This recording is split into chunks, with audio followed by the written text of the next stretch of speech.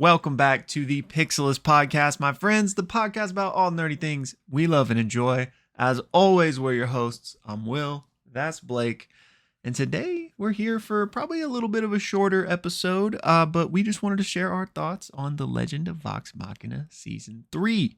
Now that has officially wrapped up, Season 4 on the way. But yeah, since we didn't get a chance to do our I think we typically talked about each batch of episodes last season, but I honestly can't remember with all the because we were doing reactions, we were doing breakdowns. I don't know if we Yeah. even did actual discussions too, but in any Yeah. case, we decided to talk about the whole season as a whole. But yeah, before we get into that, how you doing today, my friend? A little hump day action. Yeah, I'm doing all right. Got my already drank my coffee for the day. We're out of Actually, coffee, so I'm struggling over here. Yeah, I need to go to the store. that's the worst feeling, man. It, We were it out of really coffee is. for about a week, and then I finally was like at Aldi, and I was like, "Where's the coffee at? Like, there's got to be some coffee around here." It's only like $5, but anyway, so we're back in Big Coffee's good graces, I guess.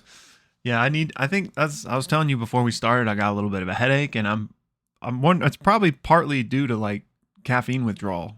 I'm Yeah, realizing now. you need more coffee Yeah, to help with your right. body's telling you need more. That's exactly right. Did you ever see that TV series Dope Sick? I know what With you're talking Mac- about, but I never saw it. I didn't watch it either. This is a great segue. Joy watched it, my wife, and she loved it, but she showed me a clip from it. Apparently, this is a really, really good show, by the way. But she showed me a clip from it about what was the drug for this, by the way? Was it was it like Let's see. opiates? Yeah, it was like a very specific one. Like pain medicine? Yeah, a painkiller. You guys are gonna have to help me. I can't remember. I can't remember which one it is. It's a very popular one. I just can't think of what it's called off the top of my head. But anyway, Oxycontin is what it is. So she showed me a scene where people were having like negative reactions to it, and like the pharmaceutical rep or whoever was like, "Oh yeah, that's your body telling you need more of it. Like you shouldn't be pulling off the dosage. You should be increasing your dosage. Like, that's what your Yikes. body's telling you." So it's just all that to say, you need to drink more coffee. Yeah. 100%. Yeah, crazy that I mean, not that's a whole rabbit hole I probably shouldn't explore into, but just crazy that that's somebody's job was to hell with literally telling somebody to basically kill themselves by taking more of this thing. It's yeah, just take more actually. Did you ever see Aaron Eckhart's "Thank You for Smoking"? Back when it came out, but I haven't seen it since. Yeah, kind of the same premise. Great. I remember liking that movie, I think. Yeah, I did too. He's an awesome actor. Yeah. We believe in Harvey Dent. Anyway, getting back to the main event. Excuse me. Yeah, and even this isn't like our normal. I mean it's a normal podcast, but it's not like our normal bread and butter. So I almost didn't say this, but just to get it out of the way really quick, join the Discord if you haven't. No Critical Role this week because it is the final Thursday of the month, also Halloween, so there'll be no episode. So no watch party is what I'm getting at. And then we also aren't having our live stream this Friday either because out of town for Halloween and stuff. But yeah, other than that, you should still come through the Discord. I think we're gonna do some watch parties kicking up again now that kind of some of this other stuff like Vox Machina is finishing. So always a good time. Keep an eye on that, and I'm sure most of you are already in there by now, but you know the drill. Anything else to throw in there? I think it's good. Well, alrighty. Well, go ahead. Well, as I said, maybe we can just start with general reactions to the season. Because I know we've chatted a little bit, and for people who didn't watch it with us, we also had a watch party every week. So we've also chatted a little bit with people in the Discord as we've watched these episodes. But season 3 in the books, what are your immediate reactions to the season? All right, I've been trying to decide how I want to approach this, and I'm probably overly sensitive about it just because conversations you and I have had about like toxic negativity. And Yeah. so I don't want to come off like a hypocrite because I hope I'm not coming off as toxic at all. Like that's clearly Yeah. not my intention. But like I already mentioned to you before, probably the least of my like the least favorite of all 3 seasons for me so far.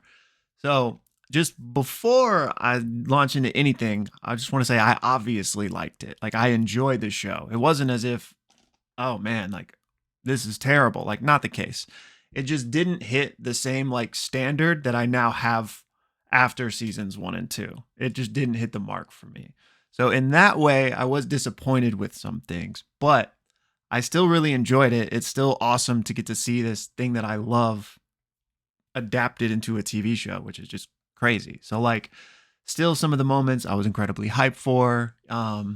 Overall liked it again. And again, I know I'm probably like being overtly sensitive on making this point clear, but yeah, a little disappointing is kind of how I would ultimately give my thoughts on it though.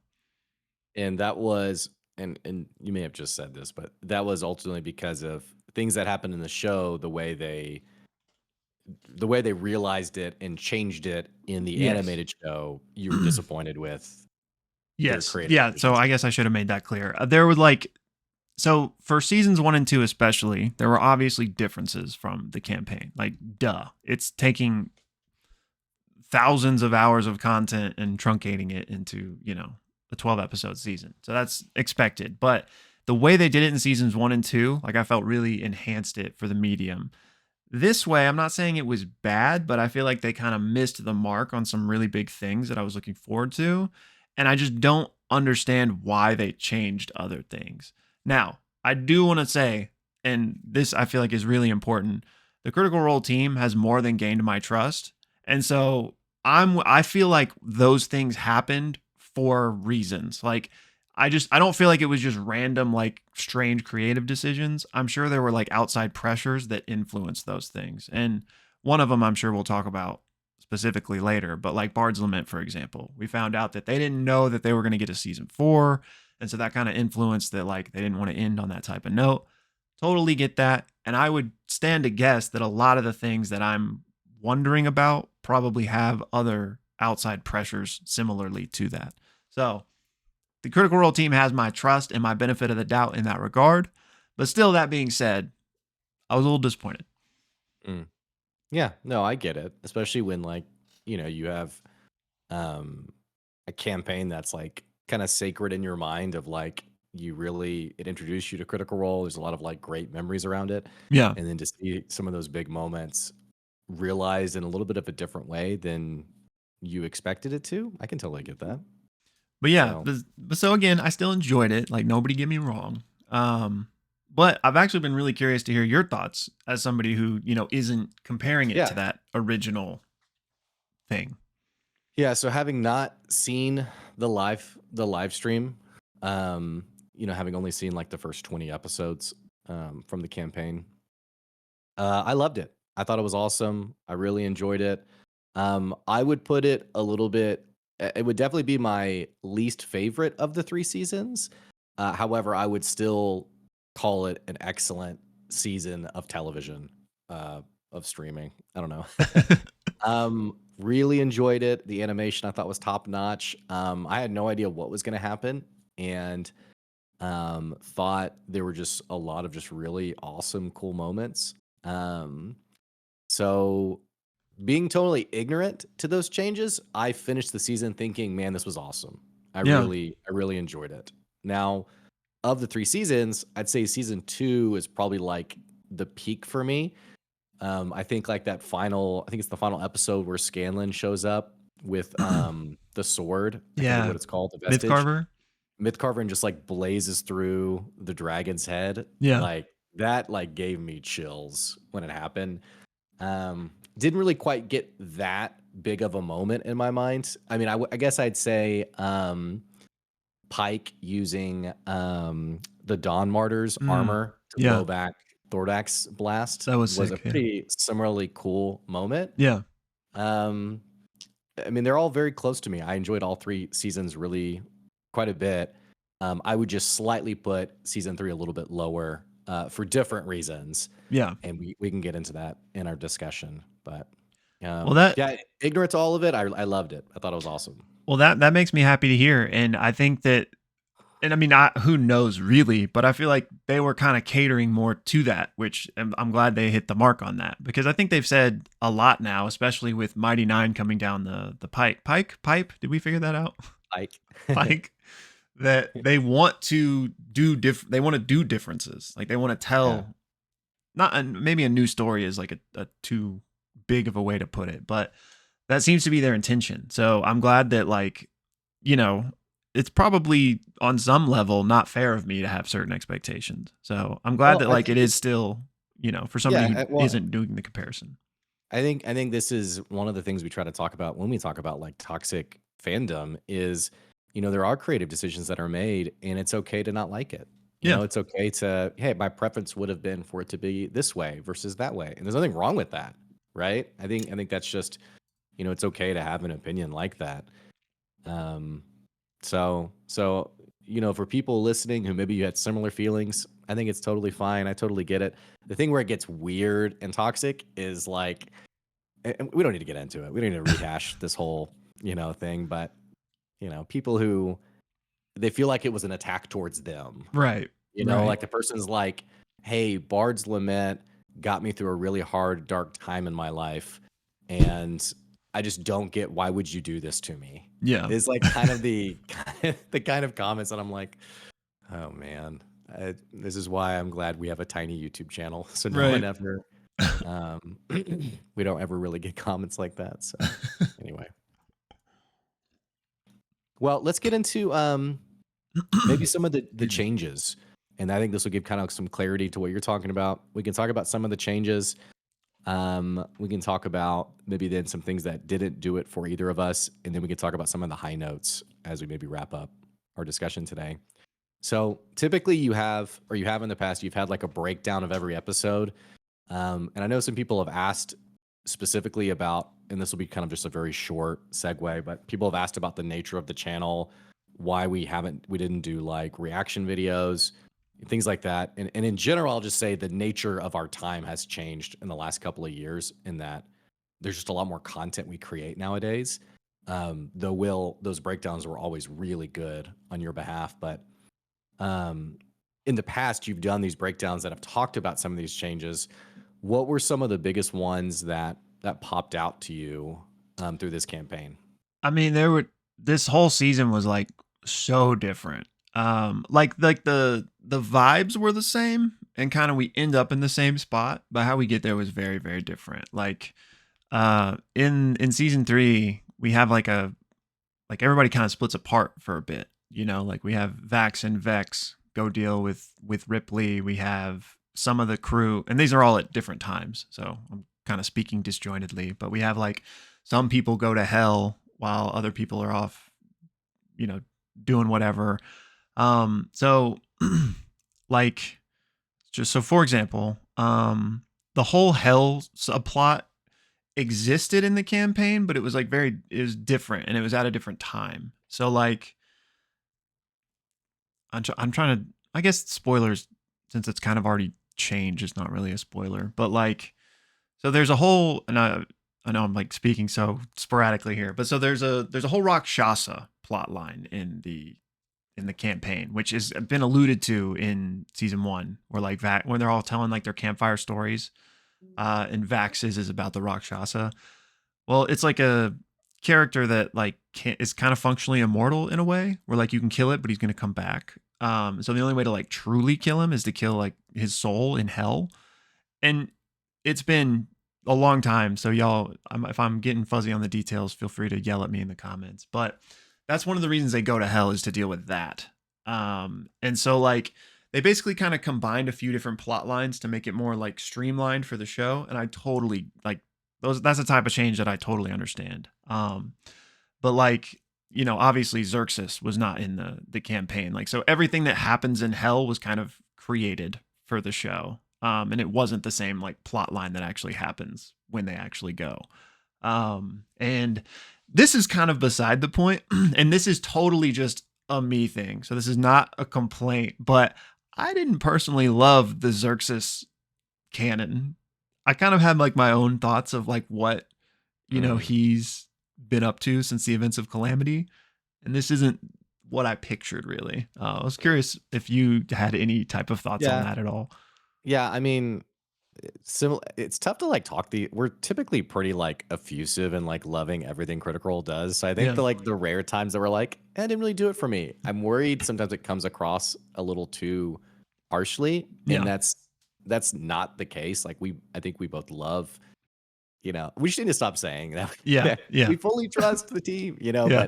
but yeah, I kind of felt similarly. I was kind of hoping there would be a redemption angle in some way. Not redemption, but just something that like puts a nice end to the thread of Xerxes of uh what's his name? Luis Yeah. Carrazzo, is that Yeah. right? Um who had such a beautiful, incredible performance in Calamity. I was really hoping for some nice end, at least like a silver thread there. And instead, what we got was, I think Pike said, so in the whole like kind of climax of that episode of like, basically Evandrin and your son eventually forget about you and like move on. And we know Xerxes is pretty bitter and feels betrayed and abandoned, and then that storyline kind of ends. Like they get what they need and they leave.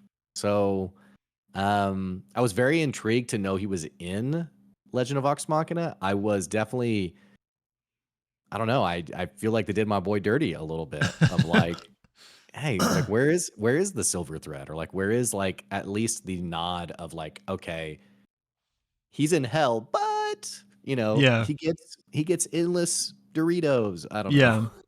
Yeah. I didn't really. I mean, and the dude has his own like palace and is doing well. Yeah. It seems like Asmodeus has been like, all right, I'm good later, dude. But I guess he's doing well enough. But he's kind of just like a sad, isolated man, Yeah. and pretty explicitly evil too. Um, so I don't know. What was your thoughts Yeah. on I it? mean, I get what you're saying that like, I didn't necessarily mind the fact that like he was, and I'm not saying that this is what your thoughts were, but I didn't necessarily mind the thought that he was still like corrupted and evil per se. But I don't know. I guess I imagined like more. Like it's felt weird to me that he was like the champion of Asmodeus in a way, but now is just like slumming as Yeah, like a gambler in the hells. Like that's yeah. just not what I imagined for him.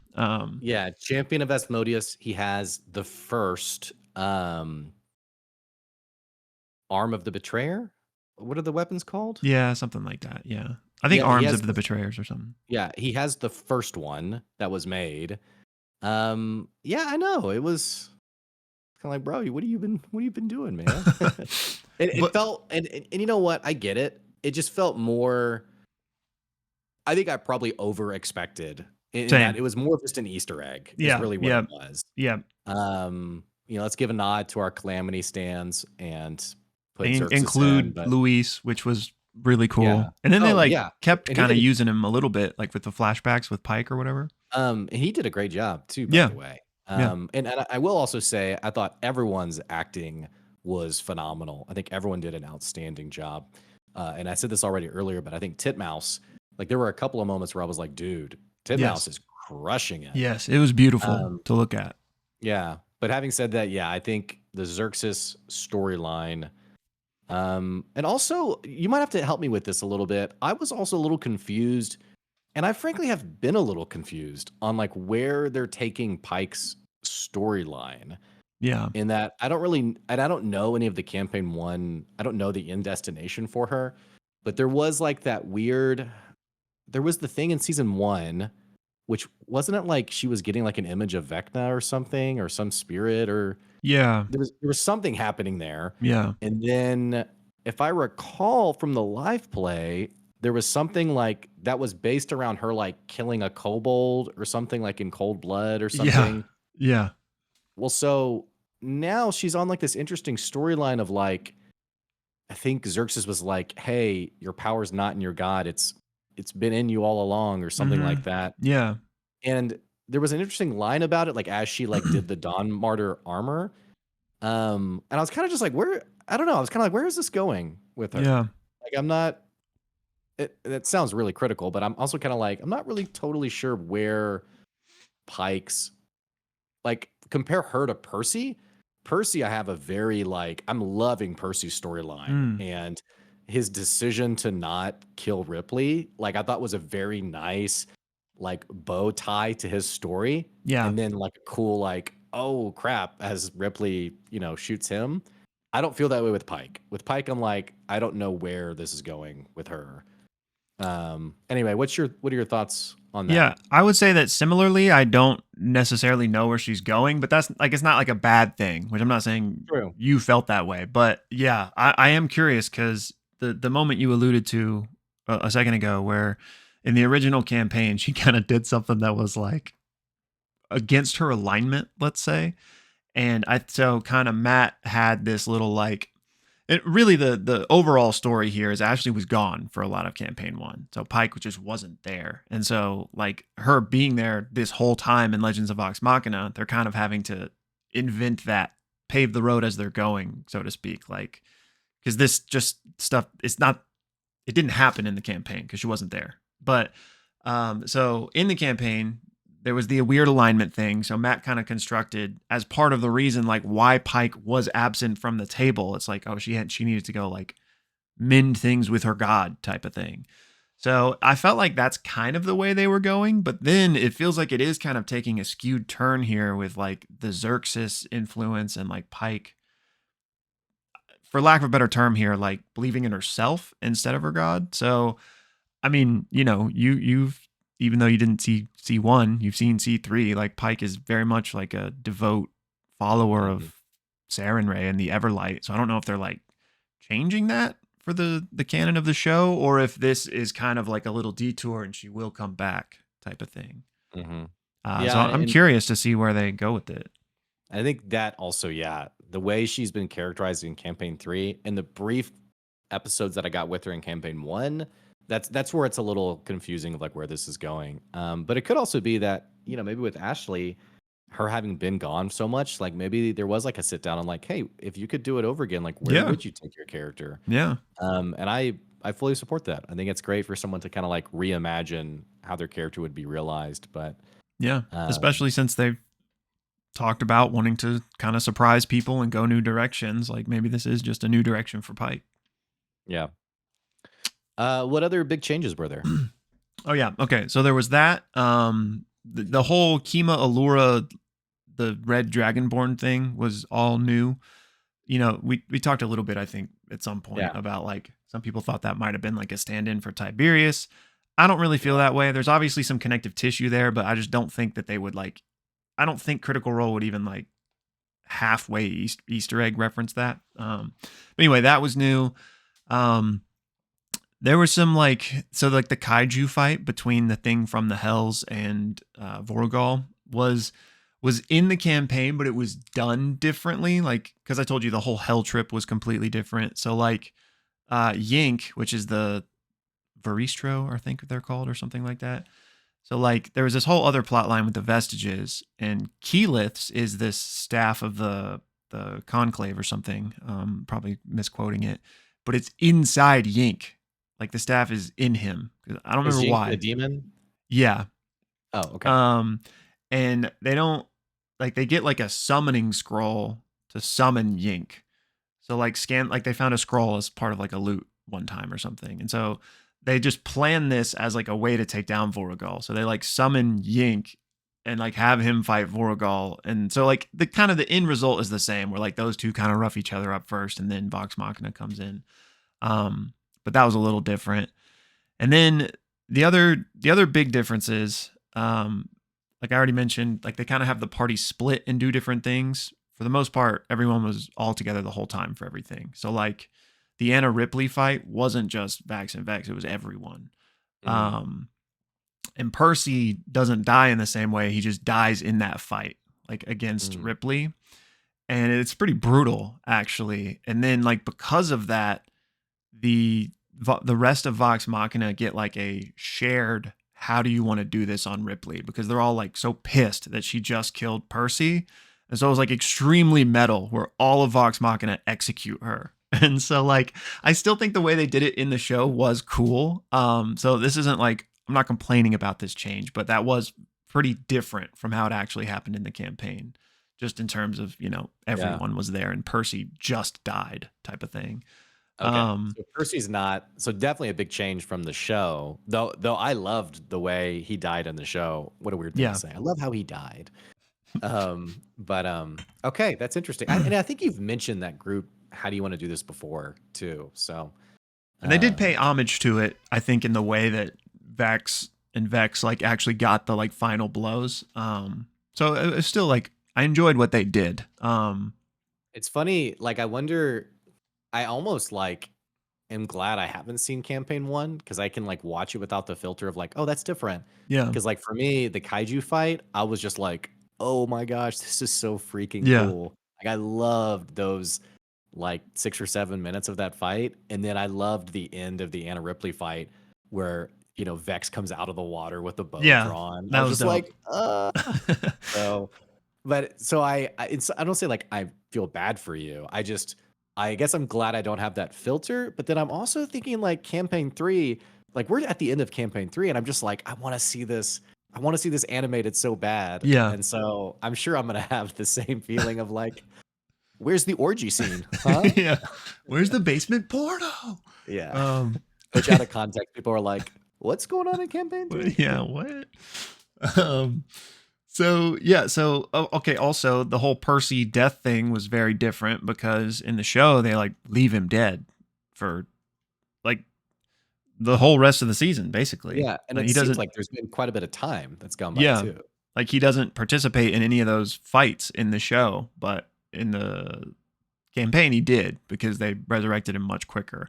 And I Mm. understand like this is another change that like I really get in terms of changing mediums because they want to make death impactful. And if you're just resurrecting everybody, especially people that aren't familiar with D&D, they're not gonna get it, right? Because then if anybody dies, they're gonna be like, well, just resurrect them. You did that 3 episodes ago, right? Um, so I get that, but it did make things, a lot different, which it's all snowball too, right? Like Mhm. that change in and of itself led to 6 other changes. And I'm trying to think beyond that. Well, and I'll just say on that, I Yeah. I like and we chatted about this in the watch party too of like different spells and like spells being a bit different, like the scry spell that Keyleth does of like, wow, this is a lot of work for a scry spell. Yeah. And I really like how they've changed some of these spells because for those maybe those of you who don't play D&D, the mechanics of it are a lot less intensive, I guess you could say. And so it's nice for the show that there's like actually a little bit of work and time that goes by. And I guess one change with that that I think was mentioned also in the watch party was the death of Cash. And now I Mm, guess in the live play, Cash like helped with the resurrection, or like they used his death as like maybe a plot reason for why Percy couldn't just get brought back immediately. mm. Which his death was so sorry, Cash. It was so cool. Yeah. I True. loved this. I think actually in the watch party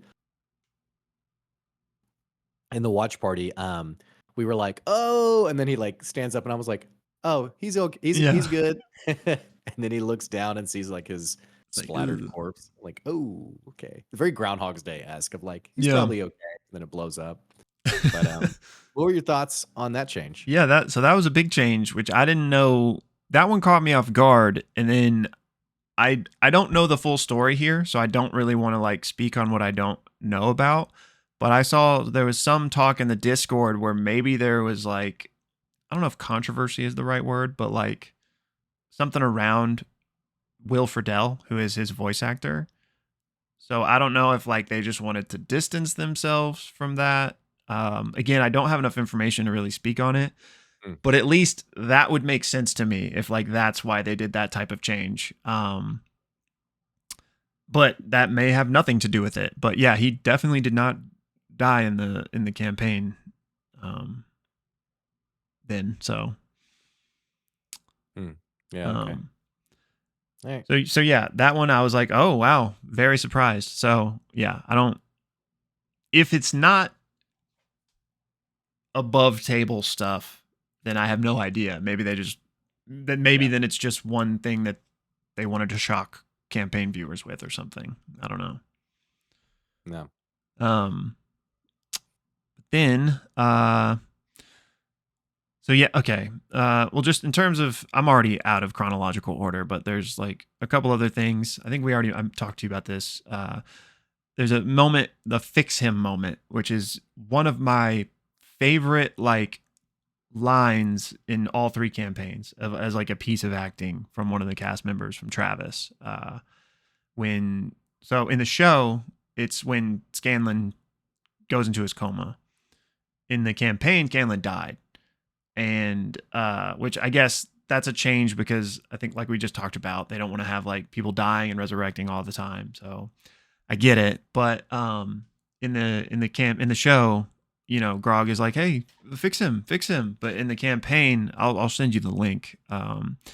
He like screams, and it's like one of the first times Grog, who is this like affable dumb idiot, is like very serious, and like it's just Travis plays it so well because it's like Grog like witnesses all these other people use magic all the time, and now his friend is dead and needs it, and he doesn't understand like why no one's doing anything about it. So he just like screams like fix him, and like everyone else at the table is like, oh my god, like, and it was just such a powerful like gripping moment. And in the show, I get it because like he's not actually dead, so like maybe it's like not the right space for that type of moment, but just as one of those Yeah. things that I was really looking forward to, Mm. just missed the mark a little bit. Instead, and you got a much different tone too, Yeah. because Pike says like, "Hey, don't go anywhere," or like, "Stay right there," and then leaves, and then comes back, and he's like still, Yeah. holding him.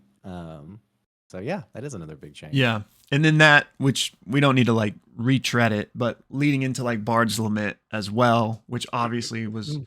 also kind of predicated on Scanlan having died, which he didn't. But yeah, they completely changed basically everything about that. And again, I understand why, because of they didn't know if they'd get another season. But still, as one of like the best moments across, I think, any campaign as well. Mm. It's just disappointing not to see it. And I know they have said that like they want to, now that they know they have a season 4, do an homage to it or something, but I don't know. I just don't feel like it'll hit the same because it's obviously like the circumstances are going to be different because it all stemmed from that moment and with his daughter and stuff, and like those things have already kind of materialized now where like him and his daughter are good and like going off on their own. So, I won't judge something before I see it. Maybe they still do an awesome homage to it somehow, but it's obviously just not going to be Yeah, what it was. And that was I one guess of the it's things I was really looking forward to. I guess it's tough too because you're looking at this massive canvas of all these plot threads and moments that happen, and they're not like sitting down with fans and being like, "Hey, for the next like 40 episodes of the live play, what are the biggest moments you'd like to see?" I mean, they probably Yeah. have a bit of a pulse on what people really enjoy, but there's no like big poll or like voting that happens and like make sure you include this scene. Right. So this is, I guess, the process of creativity in that you design it and create it and do it, and then you realize, oh wow, people really liked that scene, and we didn't have it. So Yeah. I can understand them doing an homage, but I also feel like what you were just saying, like that storyline feels pretty, like him and Kaylee feels pretty resolved, Yeah. and I also feel pretty, again, not having seen the live play, I feel pretty satisfied Yeah. with where Scanlan is as a person. What are we ready to say that? Like, I feel like he's had like such a great progression of his character and is such a fuller character now. So for me personally, for them to put something like that in would feel backwards to me. It'd be like, well, wait, why are we undoing the progress we already made in the previous Yeah. season? That's why I think it'd have to be different in a way. Like, Mhm. but yeah, I get what you're saying. So, One thing I didn't really enjoy as a show watcher was I feel like they did my girl Keyleth dirty in this mm, season. In that, she very quickly grew to a favorite of mine in the first 2 seasons, and I honestly felt like she was pretty one-dimensional in this season in the sense of, like, I feel like the first, like, 8 or 9 episodes, her only lines were like, "We can't trust, what's her name? Yeah, Raishan. Rayshawn, we can't Yeah. trust her. Like, why do you guys listen to me?" And I just it just felt like kinda one-dimensional. I was Yeah. like, "Where's Keyleth? Where's the love for Keyleth? Like, where's her storyline?" And then, like, the scry spell and all that stuff, I don't know, it just didn't do it for me, I guess. It was kinda like for me, it kinda felt like, "Oh, right, and there's Keyleth, like, we should give her some attention." Yeah. I loved her in the fight with Thordak. I thought it was really cool. Not Thordak, with, Raishan. Raishan. Yeah, at the very Yeah. end. Seeing, like, the different forms and, like, I love that she was, like, a central piece to that. So I really loved her in the last episode. Mm. But, you also have 6 characters to give Yeah. different amounts of attention to, so I'm sure that's a bias of mine of really liking Keyleth in the first 2 seasons and being, like, wondering where's the Keyleth Yeah. attention. I get Yeah. that. I kind of felt that too. But I think you kind of hit it there at the end. I think it's mostly just like they can't. I mean, maybe they could in a perfect world, but like share the spotlight and nuance amongst such a ensemble cast the whole time. But yeah, that reminds me too though. There's another change, but really like we hit all the same points. It was just done in different ways. Is the Raishan fight? Like she never possesses Thordak's body like that. Oh, okay. They just she's like they find her in her lab like experimenting and stuff, and they just fight her. Um, but yeah, that was basically Keyleth's moment to shine in the campaign too, because she casts Feeble Mind, which don't quote me on the actual mechanics, but makes you like have an int of 1 or Yeah, whatever. So yeah. like for a spellcaster, you're screwed. Like you can't do any more spells. You're boned. And so getting that off on Raishan basically won the fight. Um, and that similar to the show, Raishan and Keyleth in the campaign kind of had this butting heads, like tumultuous relationship the whole time. And like Raishan always called her a child. And I don't want to misquote it, but like there was some like really awesome, like, don't call me a child, like type of moment.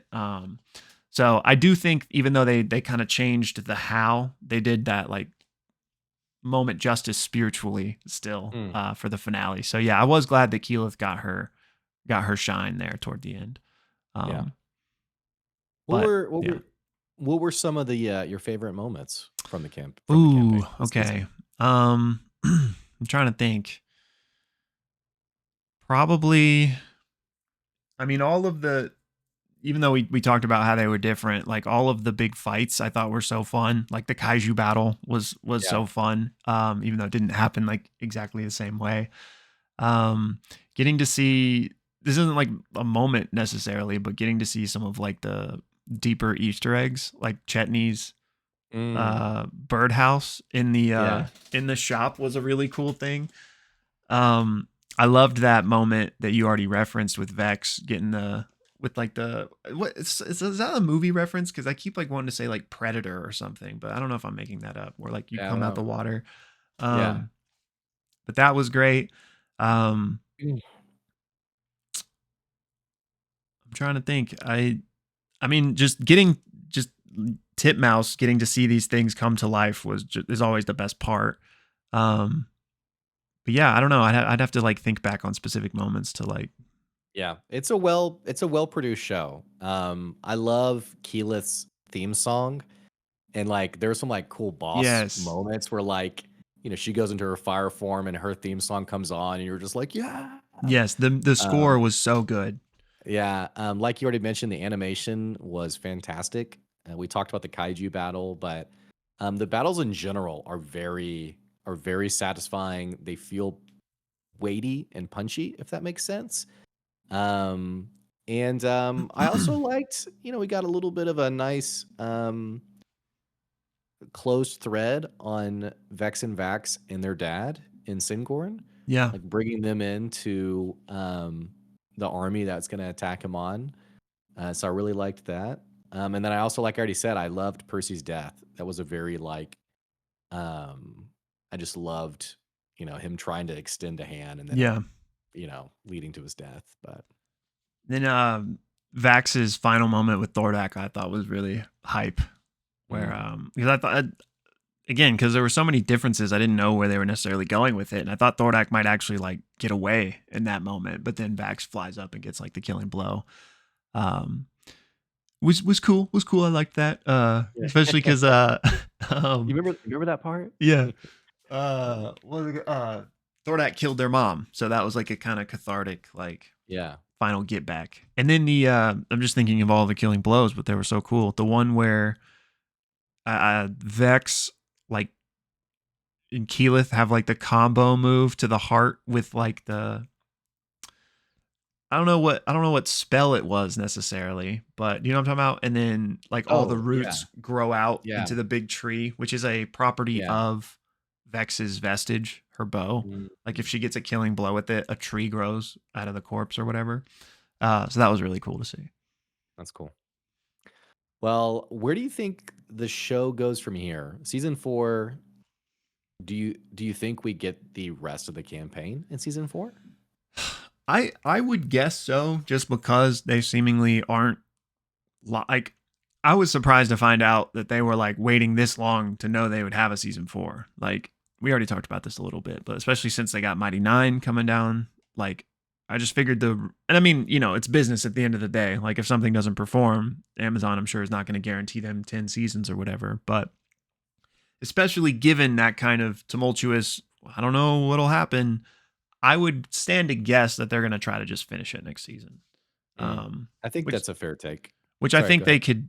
they can do. Obviously, we could go 3 more seasons if like they wanted to, and Amazon gave the green light.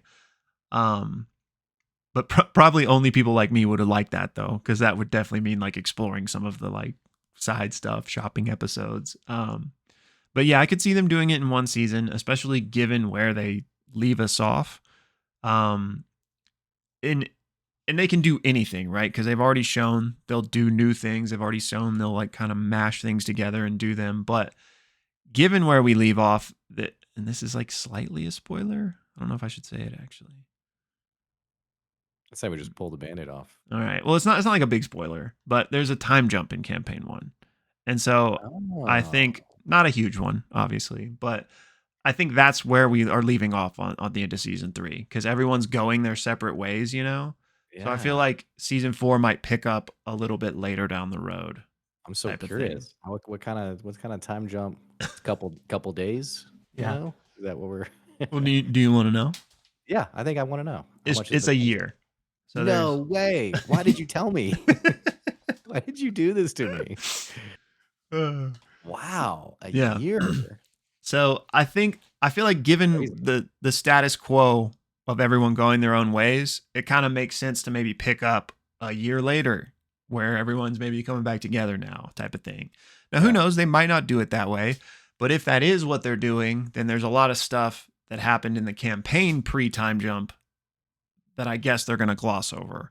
But again, not to say that they couldn't just move that thing to after the time jump. But if there is only going to be one more season, then that type of stuff kind of makes sense to gloss over, which would be like the Rakshasa stuff, which it doesn't seem like we're getting, especially since we already did the Hell stuff. And then like Keyless Oramente going to all the different tribes. It feels like they didn't necessarily like gloss over that with the final moment in season 3, but like that, I could see that just being what we get of that in the show. But like in the campaign, she goes to the water tribe and there's like a huge boss battle and stuff that happens there.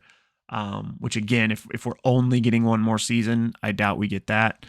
There's some stuff with like Pike's family that I would guess we're not going to get.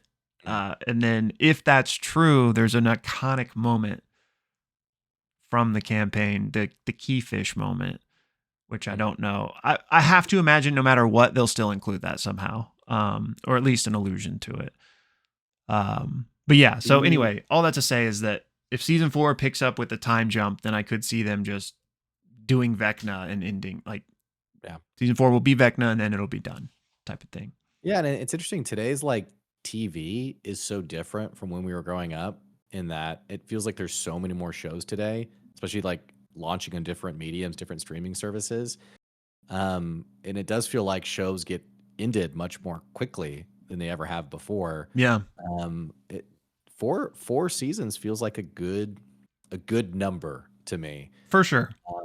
Especially knowing that if you think about like the Critical Role IP, we're gonna get campaign 2, which if that's another 4 seasons, we're talking 8 seasons of Critical Role, and then campaign 3. Yeah. So I could see all that happening. So And um I think campaign 2 will probably, we've talked about this a little bit, be even like Legends of Mighty 9 will be more successful than the Legends of Vox Machina, which on the business side of things maybe would help guarantee Legend of Bell's Hells and whatever else.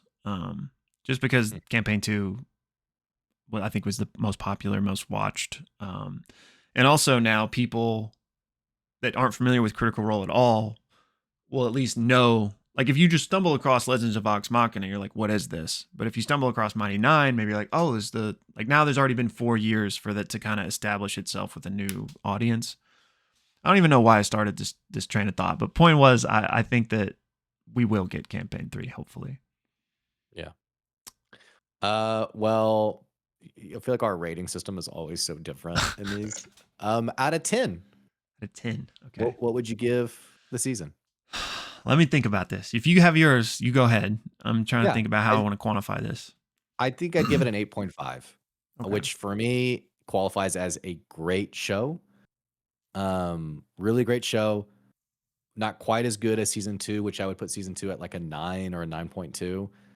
A 9.5 or above has to be like a truly transformational. Like Breaking Like, Bad. yeah, like my Yeah. life is different from Yeah. having seen it. Hang on, my kids are coming home, so they'll run in here if I don't lock the door. Dad's not home. Which I've shut the door and my 4-year-old will get down like the little crack. She's like, Yeah. I see your feet. Dad. I knew you were there. So anyway, yeah. So I'd say like an 8.5, maybe 8.6. Okay. Really enjoyed it. Thought it was awesome. There were just a couple of things that I was like, I might change that, tweak that a little bit. But for me, very high score. Yeah. So anyway, Okay. I think I would give like a 7.5, okay. which again, I think in a vacuum is a great score for a show. Mhm. I would probably give seasons 1 and 2 like a 9 though. So Yeah. like, and again, I'm probably just being too overly sensitive, wanting to qualify my criticisms here. But again, it's just my own disappointment. So like that's Yeah. a personal detraction, not like a critical, everyone Right. should feel this way detraction, if that makes Right. sense. Yeah. Objectively, a great show, and the Critical Role team should be very proud about what they've created. They've created another great season of television, and I'm very excited for season 4. I hope we Yeah. don't have to wait 2 years for it. I know. I wonder. I mean, yeah, I'm interested. I don't know if they've said, I haven't kept up with like their interviews to know if they've talked about that type of thing at all. I know somebody said Mighty Nine next year, but I don't know where they pulled that from. Yeah, okay. They're very busy people. Got a lot Yeah. of stuff they're doing, I, including some live shows. I know. So maybe we should road trip to the one in Chicago. Ooh. Oh, When is that one? I think it's in April, maybe. I wonder.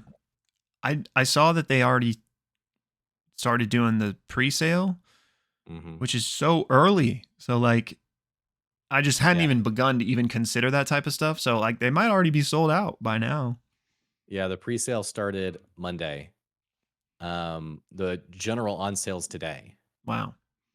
Like that's Um, it's like a year out. It's like how am I supposed yeah, to have planned for this already? yeah. Let's see. April 10th is on a Thursday. Of Oh, course it April. is. That's not that far, but like one of the shows is next October in New York. Yeah, And I think those tickets already went on sale. That's the yeah. one I would really want to go to because it's the wedding. Yeah, yeah, But I'm pretty sure it sold out like instantly, at least the pre-sale tickets. yeah.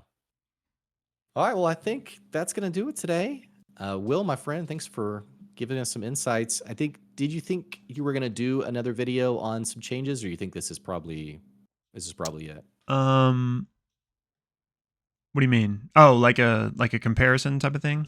Well, I think maybe in the last watch party or something, you said you might put something together that just kind of summarizes some differences. But is that still the plan, or do you think has this been a good? Well, I wanted to do like at the very least, I wanted to do like an Easter egg video. Yeah. So, Okay. I might do like a. It's one of those things where like I could maybe throw something together. But like the snowball thing, like I talked about, like there's a change here that then lead like everything's different from that point. So it Yeah. might Might if be I one could of those find a things. way to like make it make sense to Yeah. make that video, then yeah. You get into like the cutting room, you're on the cutting room floor, and it's like 4 hours later, you're still harping on this one little thread. So these videos take a lot of time for you guys. I'm sure you guys understand they take a lot of time. So anyway, all that to say, thank you guys for watching today.